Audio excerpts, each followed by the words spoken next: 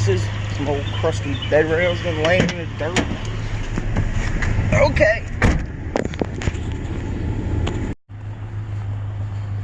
It's probably brass. Cover anyway. Ooh.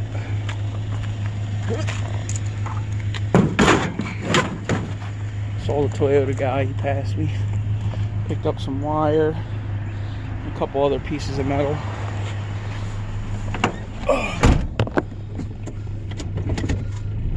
Looks like there's something else up here. Can't tell if it's a dishwasher or, let's see, yeah, it's wood. Looks like a dresser.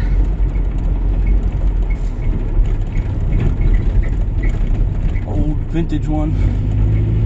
Alright.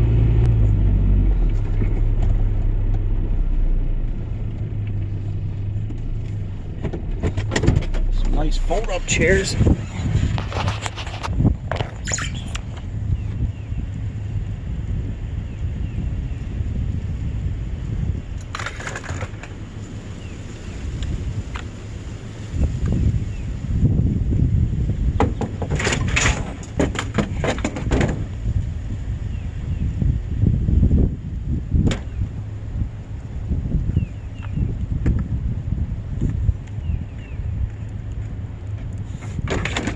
Try to keep them nice. They're probably soft. Like they're in really good shape.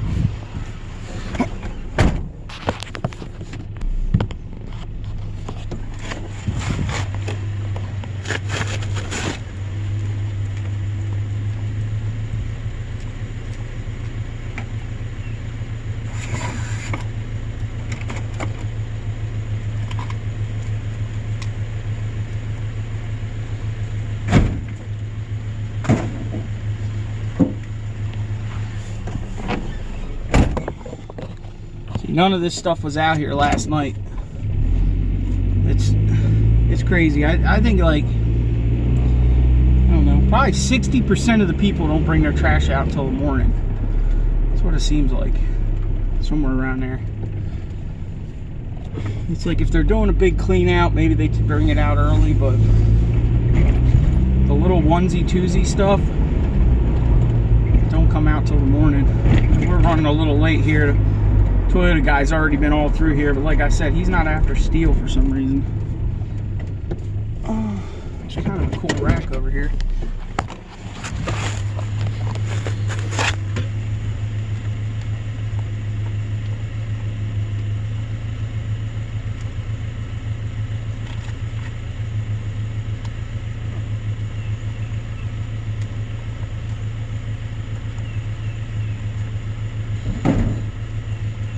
It's actually pretty nice. I have to use that somewhere. Here he is. Oh man, hopefully he didn't get all the good stuff over here.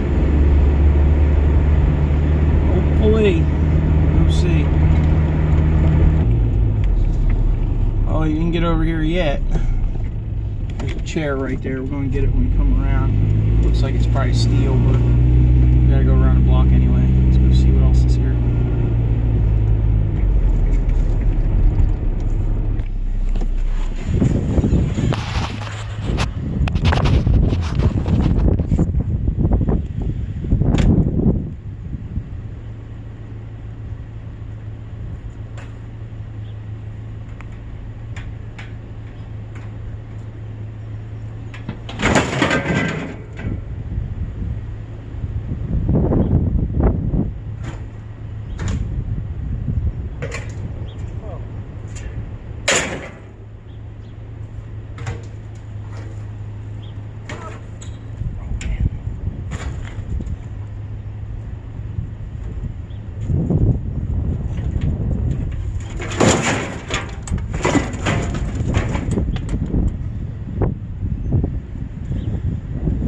You like wheelbarrows coated in concrete, right?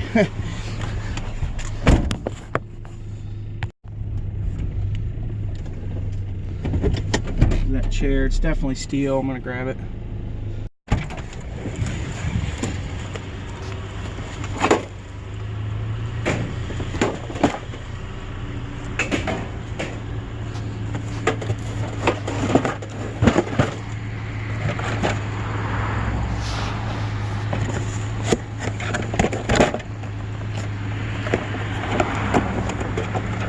sort of veggie slicer.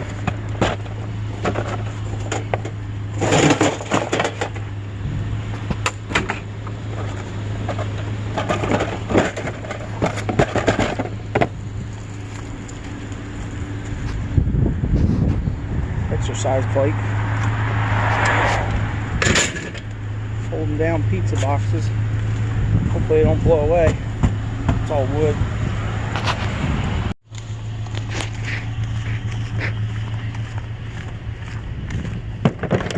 Really? Chainsaw in there. Okay.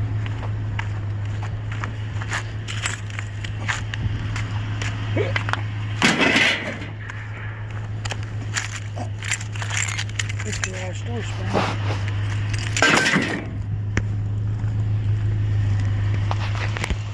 Just found another one. Same company. Slazenger. This one's signed by somebody. Roarwall. I don't know. Like I said, know nothing about tennis. Absolutely nothing. Except for what's her name that screams every time she hits it. That's about all I know. And she's married to somebody famous. I don't even know. Well, trash truck's on the first street of this development, so guess we'll run through here in front of them, see what we can find.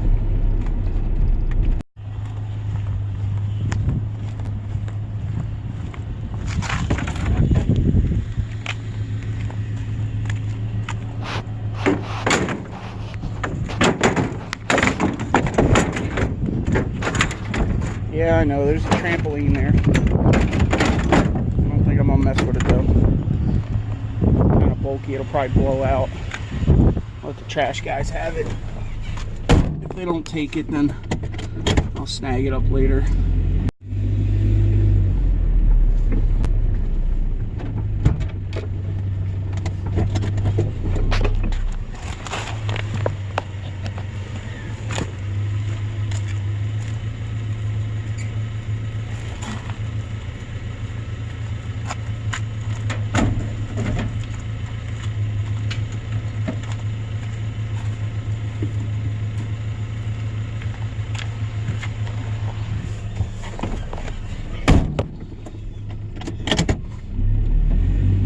Somebody on the other street got themselves an Ego push mower. They're gonna love it. I love mine, I know that. It's definitely awesome. This new lithium technology's kicking butt, that's for sure. Definitely the future. I think definitely in my lifetime small engines are probably going to be pretty much extinct, I would think. And obviously you're still going to have commercial grade small engines, there's no way around that. I don't think a lithium powered commercial grade mower's right around the corner in my lifetime, but definitely small engines are. Leaf blowers, weed whackers, you know, even push mowers. Technology is really amazing. So we'll grab this TV the guy told me worked but didn't work. I told him I'd take it. Well, we're back. This trailer's getting a little bit full, but keep throwing stuff on top. I think I'm gonna try to do some cast aluminum today, maybe. At least process it down. There's a little bit over here. I got some scattered all over the place. That grill, stuff up front. Maybe we'll do that today. Take that in. Need to clean up this pile over here too. Might work on that today too. I guess that's what we're going to do today, is work on some scrap. All right. All right.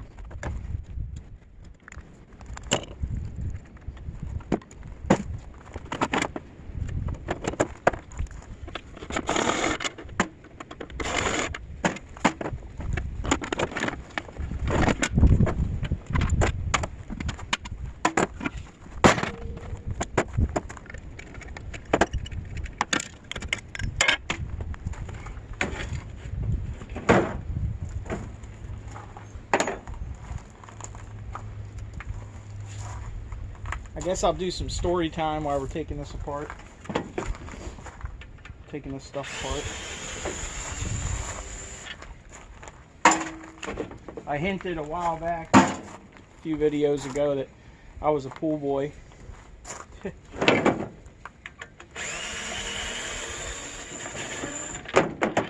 I was actually a pool boy for 13 years. Roughly. On and off a couple times. I guess we'll start from the beginning on how my family got into that business. But my grandfather started doing it probably in the early 70s. He worked for a company called Anthony Pools, and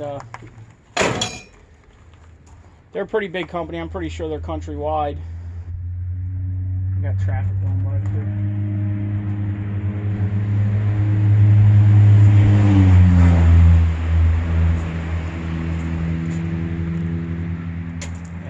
They're pretty much countrywide. Eventually, in the late 70s, early 80s, well, Anthony Pools was basically just an in-ground concrete pool company. And in the early 80s, they joined with Sylvan Pools, so now they're Anthony Sylvan. And Sylvan was pretty much an in-ground vinyl pool company. So, anyway, he was working for them in the early 70s, and all through the 70s, everybody in my family pretty much worked at that company. You know, he got them all jobs right out of high school. And everybody pretty much worked there. Well, late 70s, my one cousin started his own pool company called Luna Pools. So my grandfather was still working for Anthony, and eventually my cousin couldn't really find good help to help him with his business, so he eventually hired my grandfather and you know, offered him a good salary and a company vehicle and all that. So, you know, so he took the job to help him out, and he did really good for himself, my cousin. You know, with that company, worked his butt off, but made a lot of money, you know, over the years. But anyway, I started there probably about 2001, right out of high school, with the Luna Pools. My grandfather was still working there, and I was working with him, so I rode in the company vehicle. Didn't have to drive to work. It was pretty sweet. Didn't have to drive home, or I mean, you know, rode in the truck home, but didn't have to use my own vehicle, so that was sweet. So I did that for a while, you know, because it's pretty no-brainer when you ain't got, you know what I mean, everybody else is working there, you might as well go work there too, right? But it was a Luna Pools for quite a few years, but he ended up having to change the name, and I'll tell you the story, because me and my grandfather were the ones that did the job that pretty much took the company down, right? So, but it wasn't really our fault, but you know, shit happens, right? Anyway, I guess it was probably about 2003, maybe 2004. We had a really bad winter, and it was like monsoon rains, and there's a town near here called Cherry Hill. Obviously it's pretty hilly because it's called Cherry Hill, right? Well, this house was up on one of the biggest hills in the town, and they were pretty much almost to the top. They were, you know, second house down from the top. So what happened is the monsoon rains came, and it washed pretty much the neighbor's yard, the entire yard, all their mulch, the dirt, everything from the neighbor's yard uphill down onto their pool cover, under their pool cover, and then into the pool, right? Because it took the whole pool cover out and everything. So the only real way to get that much dirt and stuff out of the pool is to drain it. You know, drain it, scoop it up with shovels, carry it out. It's a big job. So we get there at the butt crack of dawn, right? That's how my grandfather was. He'd show up before the damn sun was up, you know, got a pump running and everything. 3-inch trash pump, wake everybody up, right? So we get there, we fire it up, we drain the whole pool out, you know, scoop all the dirt out of the bottom of it. We were probably done by like, I don't know, maybe 12 or so. So we leave. Now, the pool, if you come out of the back of the people's house, the pool, you know, was right behind their house. The deep end was to the left. The shallow end was to the right. The property that all the stuff washed off of was to the left and up the hill.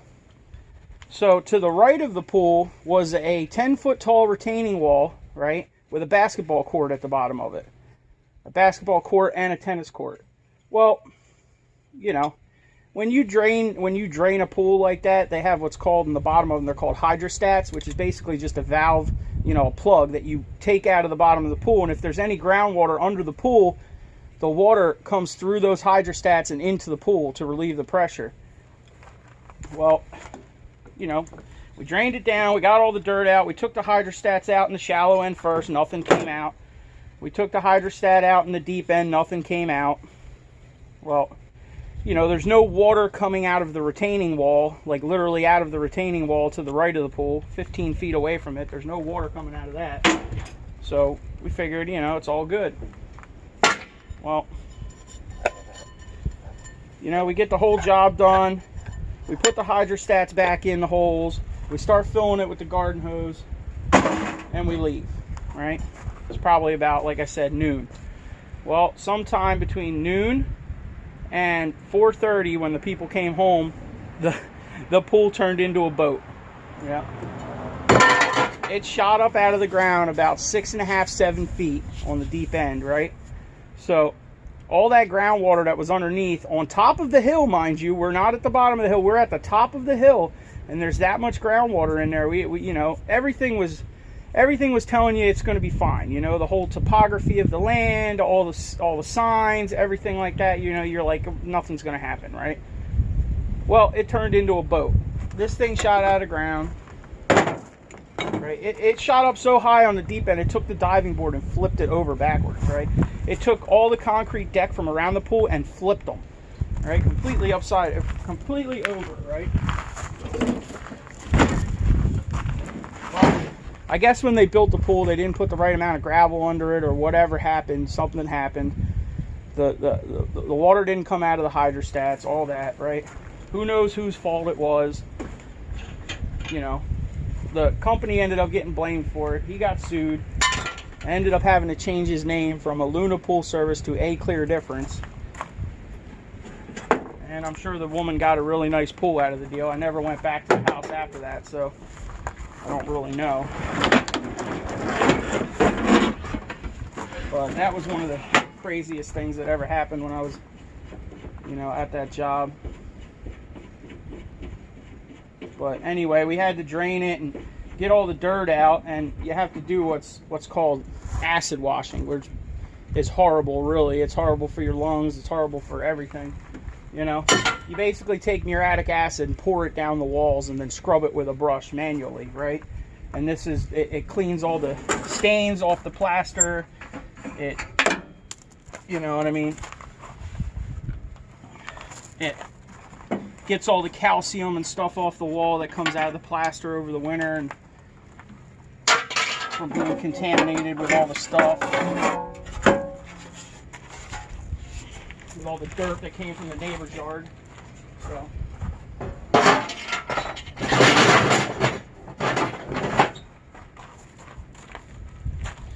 yeah, that was a crazy day.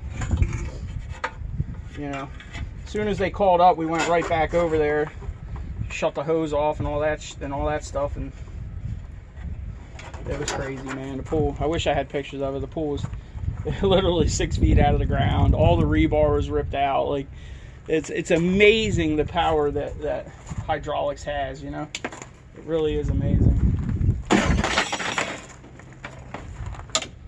But that's how the name changed anyway, from, you know. And I guess I could tell these stories now because everybody that was involved is dead, so I don't think anybody's going to get mad, you know. Not that they would anyway, I guess. What, you know, shit happens.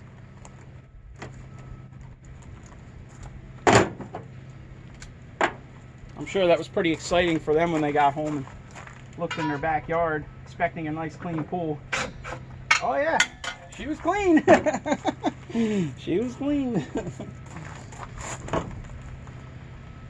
I got quite a few good stories like that. Some weird stuff that's happened over the years, and that's probably the worst one as far as damage to somebody's property.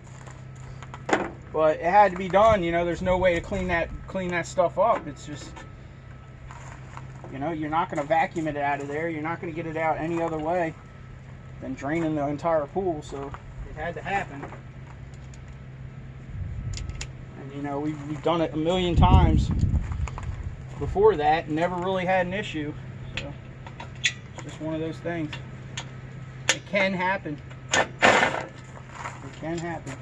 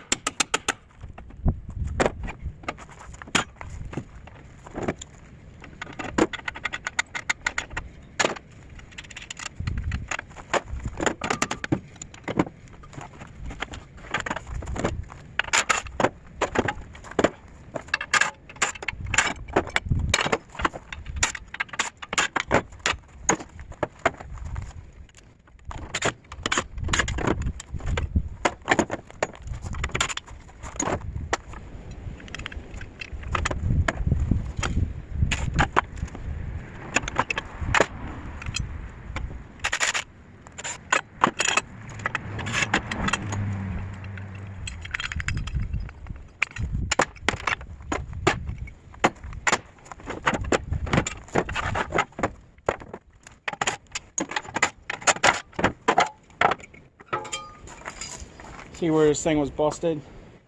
The adjustment knob that adjusts the thing broke off of there. I mean, yeah, maybe you could fix it, but it's not really worth it for me, I don't think.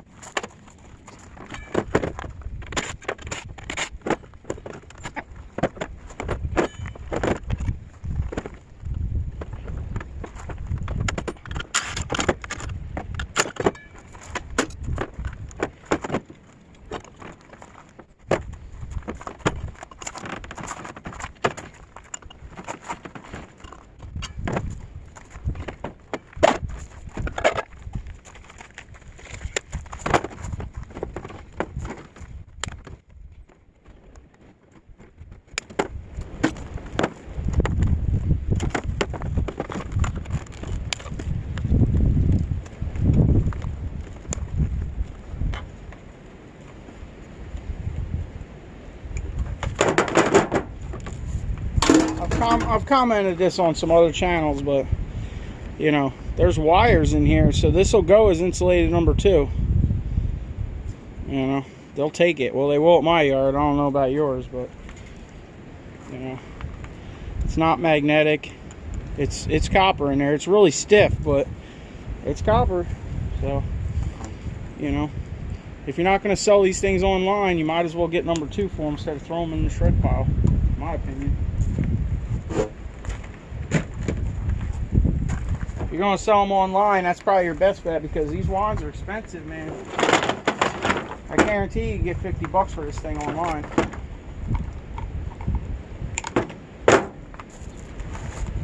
Scrap! Right?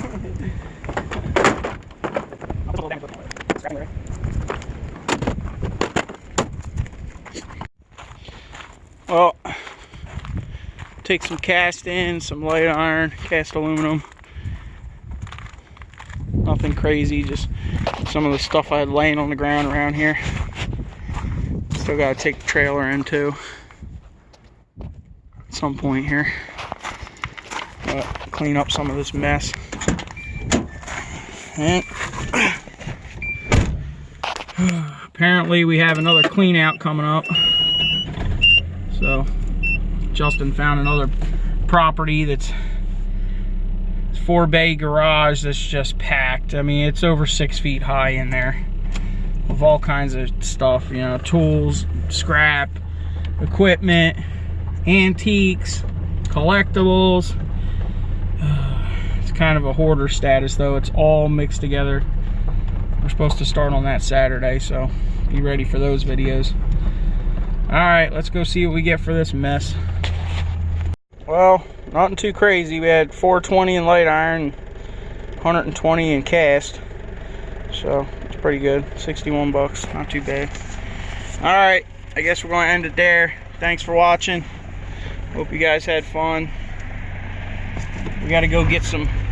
We got to go get some oats for the donkey. His stomach's on empty, so go take care of that. And see you guys on the next one.